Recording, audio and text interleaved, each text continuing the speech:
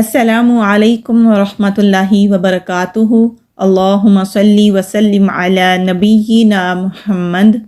ہماری زندگی کا کوئی بھی لمحہ، کوئی بھی وقت ایسا نہیں ہے جب نبی کریم صلی اللہ علیہ وآلہ وسلم نے کسی بھی موقع پر مانگنے کی دعا نہ سکھائی ہو۔ آج ہم مختصر سی دعا سیکھتے ہیں۔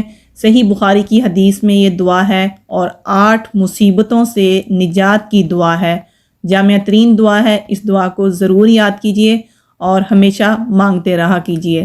اللہم انی اعوذ بک من الہم والحزن والعجز والکسل والجبن والبخل وضلع الدین وغلبۃ الرجال۔